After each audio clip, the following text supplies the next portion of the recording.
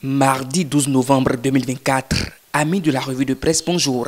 En politique, le nouveau creuset créé par les forces de l'opposition contre Patrice Talon fait encore les gros titres des parutions de ce jour.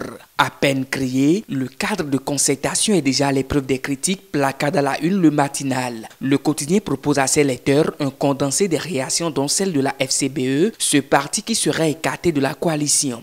Matin Libre aborde le même sujet et souligne qu'il leur faut aller plus loin que la création d'un cadre de concertation si elle espère réellement bien faire parler d'elle dans le cadre des élections générales de 2026.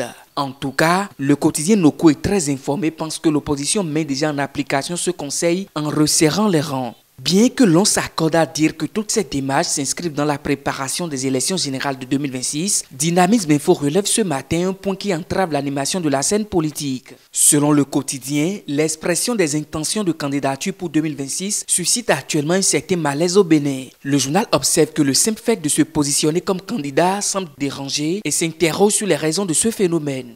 Toujours en politique, les députés de l'opposition dénoncent un blocus sur les questions orales adressées au gouvernement. C'est le quotidien Nassiara qui fait le rapport dans ses colonnes et plaint l'opposition parlementaire. C'est d'ailleurs pour cela qu'elle a voté contre le rapport d'activité du président de l'institution, rapporte le journal. Information pêle-mêle, Fraternité dévoile une enquête ce matin au sujet de la cybercriminalité. Le journal dévoile que les cybercriminels développent de plus en plus des méthodes plus sophistiquées, plus techniques pour toujours avoir facilement leur proie. Dans son enquête, le quotidien dévoile quelques techniques qui ont fait mouche dans le rang des populations. Il faut rester en tout cas très vigilant, conseille la publication, qui souligne qu'on n'est jamais suffisamment bien préparé au sujet de ces nouvelles techniques. Matin Libre, de son côté, apporte une bonne nouvelle ce matin. À quelques jours de la fin de la gratuité du ramassage des ordures ménagères dans les communes du Grand Nokoué, le quotidien rapporte que les poubelles homologuées qui avaient été présentées comme obligatoires ne le sont plus. Désormais, les populations peuvent acheter leurs poubelles pour le stockage et le transport de leurs déchets. Pendant ce temps, Décryptage Info nous parle de la hausse des prix des denrées alimentaires.